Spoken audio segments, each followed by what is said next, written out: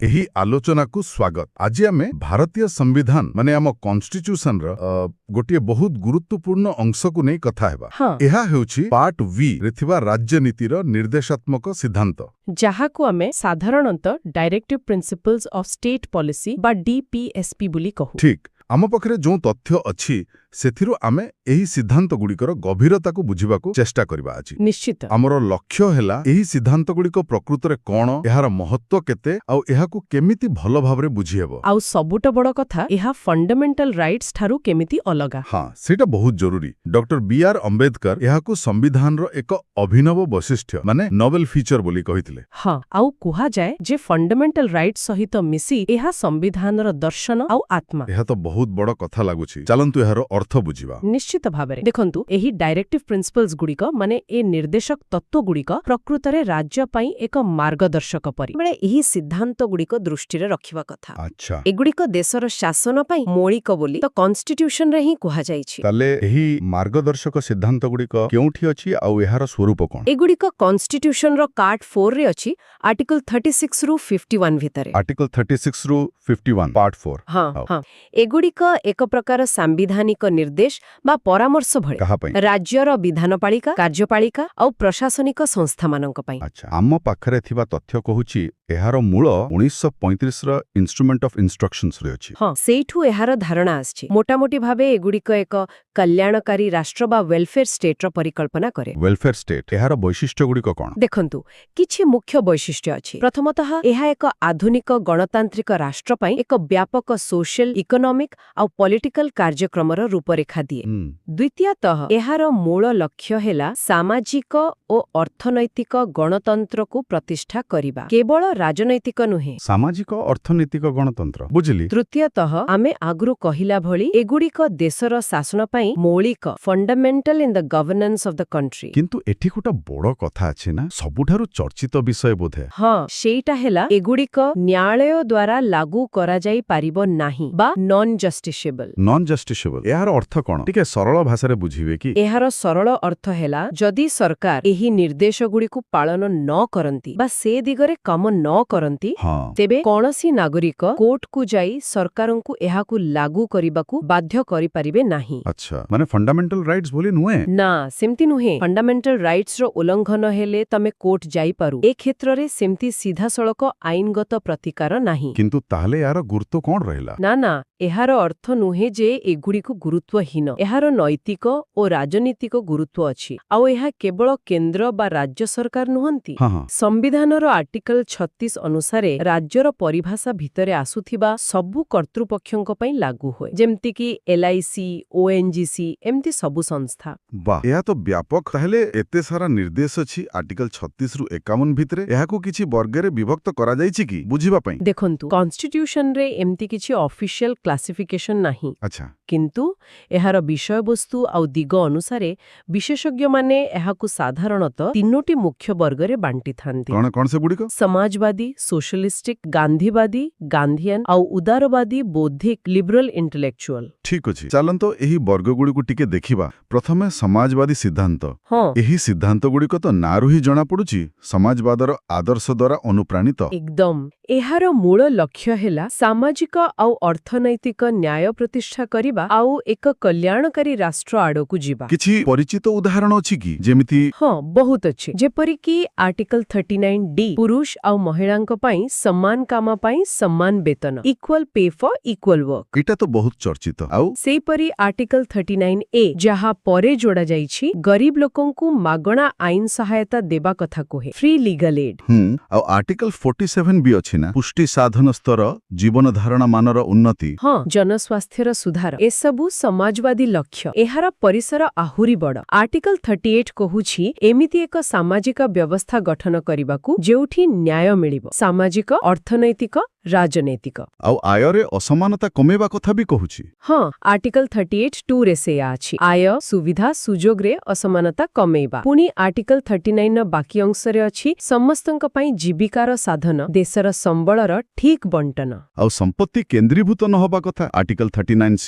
ଏକଦମ। ତା ସହିତ ଶ୍ରମିକଙ୍କ ପାଇଁ ଉଚିତ କାର୍ଯ୍ୟ ପରିବେଶ, ମାତୃତ୍ୱ ସୁବିଧା ଆର୍ଟିକଲ 42, ସମସ୍ତଙ୍କ ପାଇଁ ଲିଭିଂ ୱେଜ୍ ଆର୍ଟିକଲ 43, ଆଉ ଶିଶୁଙ୍କ ସୁସ୍ଥ ବିକାଶ ଆର୍ଟିକଲ 39F ଏସବୁ ମିଶି ୱେଲଫେୟାର ଷ୍ଟେଟର ଚିତ୍ର ଦିଏ। ବହୁତ ବ୍ୟାପକ। ଏବେ ଆସିବା ଗାନ୍ଧୀବାଦୀ ସିଦ୍ଧାନ୍ତକୁ। ଏହା ତ ମହାତ୍ମା ଗାନ୍ଧୀଙ୍କ ଆଦର୍ଶ ଉପରେ ଆଧାରିତ। ହଁ, ଜାତୀୟ ଆନ୍ଦୋଳନ ସମୟରେ ଗାନ୍ଧିଜୀ ଯେଉଁ ପୁନର୍ଗଠନ କାର୍ଯ୍ୟକ୍ରମ ଦେଇଥିଲେ ଏଗୁଡ଼ିକ ତାକୁ ପ୍ରତିଫଳିତ କରେ। ଏଥିରେ କିଛି ବହୁ ପରିଚିତ ଧାରଣା ଅଛି, ଯେମିତିକି ଆର୍ଟିକଲ 40 ଗ୍ରାମ ପଞ୍ଚାୟତ। ହଁ, ଗ୍ରାମ ପଞ୍ଚାୟତ ଗଠନ କରି ସେଗୁଡ଼ିକୁ ସ୍ୱୟଂ ଶାସନର ଏକକ ଭାବେ କାର୍ଯ୍ୟ କରିବାକୁ କ୍ଷମତା ଦେବା। ଆମ ପଞ୍ଚାୟତୀ ରାଜ ବ୍ୟବସ୍ଥାର ମୂଳଦୁଆ ଏଟା। ଆଉ ଆର୍ଟିକଲ 43ରେ କୁଟୀର ଶିଳ୍ପ କଥା ଅଛି। ହଁ, ଗ୍ରାମାଞ୍ଚଳରେ ବ୍ୟକ୍ତିଗତ ବା ସମବାୟ ଭିତ୍ତିରେ କୁଟୀର ଶିଳ୍ପକୁ ପ୍ରୋତ୍ସାହନ ଦେବା। ପୁଣି ଆର୍ଟିକଲ 47ରେ ନିଶା ନିଷେଧ। ହଁ, ସ୍ୱାସ୍ଥ୍ୟ ପାଇଁ ହାନିକାରକ ନିଶା ପାନୀୟ ଓ ଔଷଧର ବ୍ୟବହାର ନିଷେଧ କରିବା। ଆଉ ଆର୍ଟିକଲ 48ରେ ଗୋ ହତ୍ୟା ନିଷେଧ। ଆଉ ପଶୁପାଳନର ଉନ୍ନତି ପାଇଁ ନିର୍ଦ୍ଦେଶ ଅଛି। ଠିକ୍। ଏହି ଗାନ୍ଧୀବାଦୀ ସିଦ୍ଧାନ୍ତଗୁଡ଼ିକର ମୂଳ କଥା ହେଲା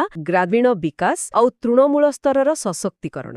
ଆଉ ଏକ ବହୁତ ଗୁରୁତ୍ୱପୂର୍ଣ୍ଣ ହେଲା ଆର୍ଟିକଲ 46। ଆର୍ଟିକଲ 46 ସେଥିରେ କ'ଣ ଅଛି? ସେଥିରେ ଅଛି ଯେ ରାଜ୍ୟ ଅନୁସୂଚିତ ଜାତି ଏସସିଜ୍, ଅନୁସୂଚିତ ଜନଜାତି ଏସଟିଜ୍ ଆଉ ଅନ୍ୟ ଦୁର୍ବଳ ବର୍ଗର ଲୋକଙ୍କ ଶିକ୍ଷାଗତ ଆଉ ଅର୍ଥନୈତିକ ସ୍ୱାର୍ଥର ଅଭିବୃଦ୍ଧି ପାଇଁ ବିଶେଷ ଯତ୍ନ ନେବ। ଆଚ୍ଛା, ଆଉ ସେମାନଙ୍କୁ ସାମାଜିକ ଅନ୍ୟାୟ ଓ ଶୋଷଣରୁ ରକ୍ଷା କରିବ।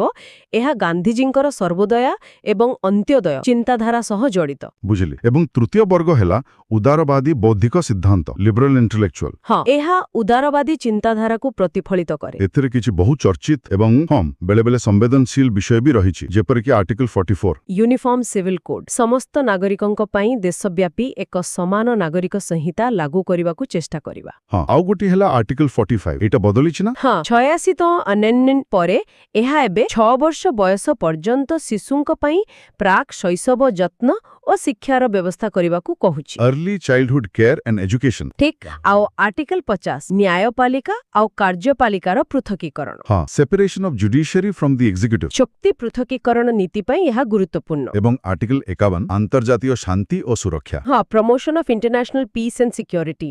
ଏହା ଛଡ଼ା ଏହି ବର୍ଗରେ ଆହୁରି କିଛି ଆଧୁନିକ ଚିନ୍ତାଧାରା ରହିଛି, ଯେମିତିକି ଆର୍ଟିକଲ 48 କୃଷି ଓ ପଶୁପାଳନକୁ ଆଧୁନିକ ଓ ବୈଜ୍ଞାନିକ ପଦ୍ଧତିରେ ସଂଗଠିତ କରିବା। ଆଉ ଆର୍ଟିକଲ 48A ବି ଅଛି, ପରିବେଶ ସୁରକ୍ଷା। ଏଟା ପରେ ଯୋଡ଼ା ହୋଇଛି। ହଁ, 42nd ଆମେଣ୍ଡମେଣ୍ଟରେ ପରିବେଶର ସୁରକ୍ଷା ଓ ଉନ୍ନତି ସହ ଜଙ୍ଗଲ ଓ ବନ୍ୟଜନ୍ତୁଙ୍କୁ ସୁରକ୍ଷା ଦେବା। ଆଉ ଆର୍ଟିକଲ 49 ଐତିହାସିକ ସ୍ମାରକୀ। ହଁ, ଜାତୀୟ ଗୁରୁତ୍ୱ ବହନ କରୁଥିବା ସ୍ମାରକୀ ସ୍ଥାନ ଓ ବସ୍ତୁଗୁଡ଼ିକର ସୁରକ୍ଷା। ଆଉ ଆର୍ଟିକଲ 51 କେବଳ ଶାନ୍ତି ନୁହେଁ, ଆଉ କ'ଣ, ବରଂ ରାଷ୍ଟ୍ରମାନଙ୍କ ମଧ୍ୟରେ ନ୍ୟାୟପୂର୍ଣ୍ଣ ଓ ସମ୍ମାନଜନକ ସମ୍ପର୍କ ରଖିବା, ଆନ୍ତର୍ଜାତୀୟ ଆଇନ ଓ ଚୁକ୍ତିକୁ ସମ୍ମାନ ଦେବା ଆଉ ଆନ୍ତର୍ଜାତୀୟ ବିବାଦକୁ ଶାନ୍ତିପୂର୍ଣ୍ଣ ଭାବେ ସମାଧାନ କରିବାକୁ ମଧ୍ୟ ଉତ୍ସାହିତ କରେ। ମାନେ ଏହା ଭାରତର ବୈଦେଶିକ ନୀତିର ଏକ ମାର୍ଗଦର୍ଶକ ଭଳି। ଏକଦମ। ଗୋଟେ କଥା ଏଠି ସ୍ପଷ୍ଟ ହେଉଛି ଯେ ଏହି ଡାଇରେକ୍ଟିଭ ପ୍ରିନ୍ସିପଲ୍ସ ଗୁଡ଼ିକ ସ୍ଥିର ନୁହେଁ, ମାନେ ସମୟ ସହିତ ଏଥିରେ ନୂଆ ସିଦ୍ଧାନ୍ତ ଯୋଡ଼ା ଯାଇଛି। ହଁ, ଏହା ଦର୍ଶାଉଛି ଯେ ଆମ କନଷ୍ଟିଟ୍ୟୁସନ ଏକ ଜୀବନ୍ତ ଦଲିଲ, ଅ ଲିଭିଂ ଡକ୍ୟୁମେଣ୍ଟ। ଆମ ପାଖରେ ଥିବା ତଥ୍ୟ ଅନୁସାରେ 1976ର 42nd ଆମେଣ୍ଡମେଣ୍ଟ ଏ ଦିଗରେ ଏକ ବଡ଼ ପଦକ୍ଷେପ ଥିଲା। ବହୁତ ବଡ଼। ଏହା ଦ୍ୱାରା 4ଟି ନୂଆ ଡିଏସ୍ପିସ୍ପି ଯୋଡ଼ାଗଲା। କଣ ଥିଲା ସେଗୁଡ଼ିକ? ଆର୍ଟିକଲ 39A ମାଗଣା ଆଇନି ସହାୟତା, free legal aid, article 43A ଶିଳ୍ପ ପରିଚାଳନାରେ ଶ୍ରମିକଙ୍କ ଅଂଶଗ୍ରହଣ, participation of workers in management of industries, article 48A ପରିବେଶ ସୁରକ୍ଷା, ପ୍ରୋଟେକ୍ସନ ଅଫ୍ ଏନଭାଇରନମେଣ୍ଟ, ଆଉ ଆର୍ଟିକଲ 39F କୁ ବି ସଂଶୋଧନ କରାଗଲା ଶିଶୁଙ୍କ ସୁସ୍ଥ ବିକାଶ ପାଇଁ। ଆଚ୍ଛା। ତାପରେ 1978ର 44th ଆମେଣ୍ଡମେଣ୍ଟ ବି ଗୋଟେ ଯୋଡ଼ିଲା। ହଁ, ଆର୍ଟିକଲ 38ରେ ନା ଅସମାନତା ହ୍ରାସ କରିବା। ହଁ, ଆର୍ଟିକଲ 38ରେ 2 ଆୟ, ସ୍ଥିତି, ସୁବିଧା ଓ ସୁଯୋଗରେ ଥିବା ଅସମାନତାକୁ ହ୍ରାସ କରିବା। ଆଉ 2002ର 86th ଆମେଣ୍ଡମେଣ୍ଟ ସେଟା ଆର୍ଟିକଲ 45କୁ ବଦଳେଇଲା। ହଁ, କାରଣ 6ରୁ 14 ବର୍ଷର ଶିକ୍ଷା ତ ଆର୍ଟିକଲ 21A ଅଧୀନରେ ଫଣ୍ଡାମେଣ୍ଟାଲ ରାଇଟ୍ ହୋଇଗଲା। ତେଣୁ ଆର୍ଟିକଲ 45କୁ ବଦଳେଇ 6 ବର୍ଷ ପର୍ଯ୍ୟନ୍ତ ଶିଶୁଙ୍କର ଯତ୍ନ ଓ ଶିକ୍ଷା, early childhood care and education କଥା କୁହାଗଲା। ବୁଝିଲି। ଆଉ ସବୁଠୁ ଶେଷରେ 2011ର 97th ଆମେଣ୍ଡମେଣ୍ଟ। ହଁ, ଏହା ସମବାୟ ସମିତିଗୁଡ଼ିକର ପ୍ରୋତ୍ସାହନ ପାଇଁ ଏକ ନୂଆ ଆର୍ଟିକଲ 43B ଯୋଡ଼ିଲା। ହେଲା ପ୍ରମୋସନ ଅଫ୍ କୋଅପରେଟିଭ ସୋସାଇଟିଜ୍। ଏହି ସଂଶୋଧନଗୁଡ଼ିକ ଦେଖେଇ ଦଉଛି ଯେ ସମାଜର ଆବଶ୍ୟକତା ବଦଳିବା ସହିତ କନଷ୍ଟିଟ୍ୟୁସନ ବି ବିକଶିତ ହେଉଛି। ଏକଦମ।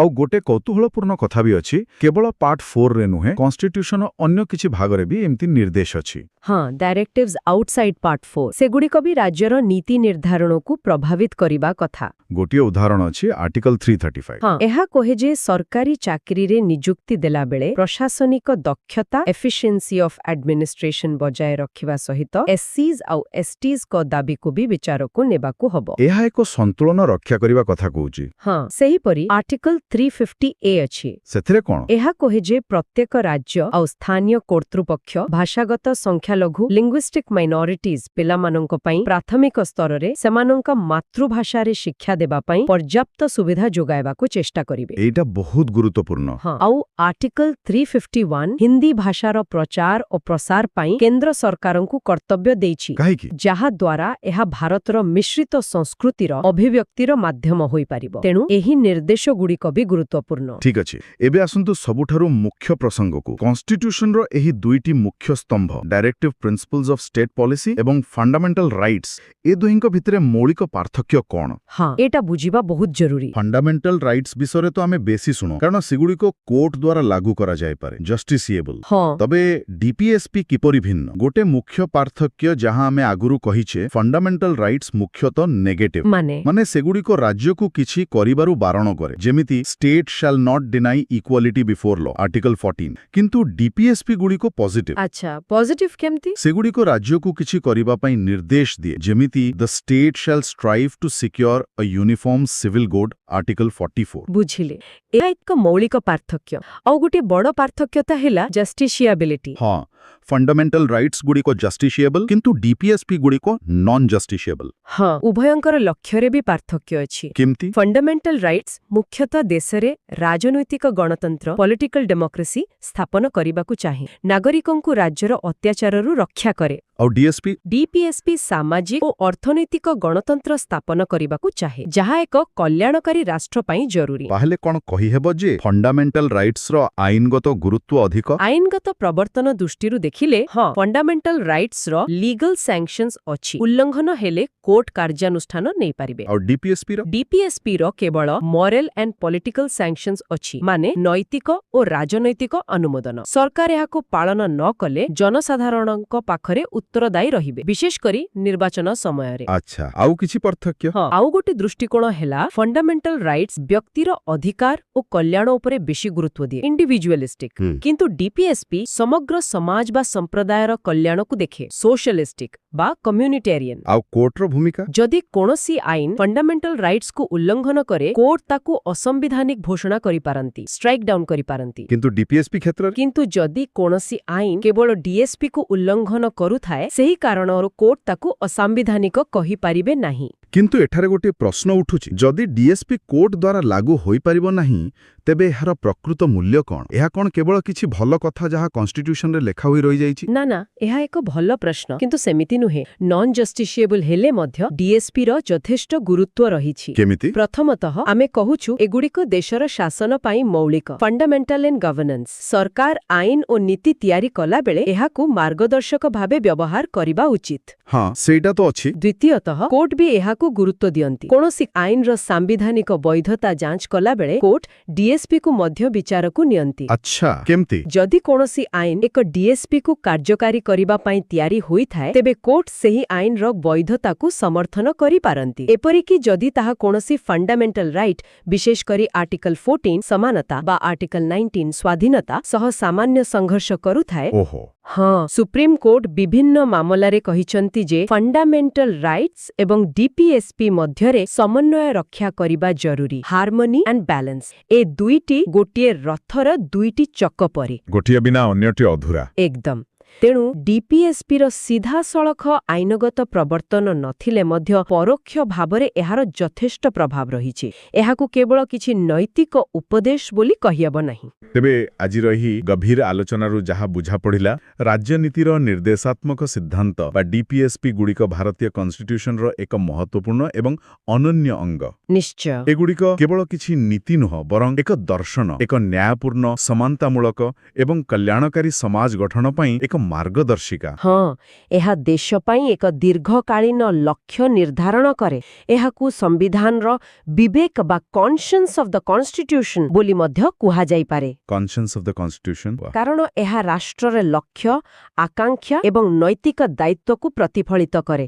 ଯଦିଓ ଏହା କୋର୍ଟ ଦ୍ୱାରା ସିଧାସଳଖ ଲାଗୁ ହୋଇପାରିବ ନାହିଁ, ତଥାପି ଆଇନ ତିଆରି କରିବା ଏବଂ ସରକାରୀ ନୀତି ନିର୍ଦ୍ଧାରଣ କରିବାରେ ଏହାର ଗଭୀର ପ୍ରଭାବ ରହିଛି ଏବଂ ରହିବା ବି ଉଚିତ। ତାହେଲେ ଏସବୁରୁ ମୂଳ କଥା କଣ? ମୋତେ ଲାଗୁଛି ମୁଖ୍ୟ କଥା ହେଲା ଡାଇରେକ୍ଟିଭ ପ୍ରିନ୍ସିପଲ୍ସ ଗୁଡ଼ିକ ଫଣ୍ଡାମେଣ୍ଟାଲ ରାଇଟ୍ସର ବିକଳ୍ପ ନୁହେଁ, ବରଂ ପରିପୂରକ, କମ୍ପ୍ଲିମେଣ୍ଟାରୀ। ଏକଦମ ଠିକ। ଫଣ୍ଡାମେଣ୍ଟାଲ ରାଇଟ୍ସ ଆମକୁ ରାଜନୈତିକ ଅଧିକାର, ବ୍ୟକ୍ତିଗତ ସ୍ୱାଧୀନତା ଦିଏ, ଯାହା ବିନା ଗଣତନ୍ତ୍ର ଅସମ୍ଭବ। କିନ୍ତୁ କେବଳ ରାଜନୈତିକ ଅଧିକାର ଯଥେଷ୍ଟ ନୁହେଁ। ହଁ, ତାହା ସମ୍ପୂର୍ଣ୍ଣ ନୁହେଁ। ଡିଏସପି ସେହି ଗଣତନ୍ତ୍ରକୁ ସାମାଜିକ ଓ ଅର୍ଥନୈତିକ କ୍ଷେତ୍ରରୁ ମଧ୍ୟ ପ୍ରତିଷ୍ଠା କରିବାକୁ ଲକ୍ଷ୍ୟ ରଖେ, ଯୋଉଠି ସମାନତା, ନ୍ୟାୟ ଏବଂ ସମସ୍ତଙ୍କ ପାଇଁ ସୁଯୋଗ ରହିବ। ଏହି ଦୁଇଟି ମିଶିଲେ ହିଁ ସାମଗ୍ରିକ ଜାତୀୟ ବିକାଶ ସମ୍ଭବ, ହୋଲିଷ୍ଟିକ ଡେଭଲପମେଣ୍ଟ। ଆଜିର ଆଲୋଚନା ଶେଷ କରିବା ପୂର୍ବରୁ ଗୋଟିଏ ପ୍ରଶ୍ନ ମନକୁ ଆସୁଛି, ଯାହା ବିଷୟରେ ଆମେ ସମସ୍ତେ ଚିନ୍ତା କରିବା କଥା। କୁହନ୍ତୁ। ଯେହେତୁ ଏହି ଡାଇରେକ୍ଟିଭ ପ୍ରିନ୍ସିପଲ୍ସ ଗୁଡ଼ିକ ନନ୍ ଜଷ୍ଟିସିଏବଲ, ମାନେ କୋର୍ଟ ଦ୍ୱାରା ସିଧାସଳଖ ଲାଗୁ କରାଯାଇ ପାରିବ ନାହିଁ, ତେବେ ସାଧାରଣ ନାଗରିକ ଭାବେ ଆମେ କିପରି ସୁନିଶ୍ଚିତ କରିପାରିବା ଯେ ସରକାର ଏହି ମହତ୍ତ୍ୱପୂର୍ଣ୍ଣ ସାମ୍ବିଧାନିକ ନିର୍ଦ୍ଦେଶଗୁଡ଼ିକୁ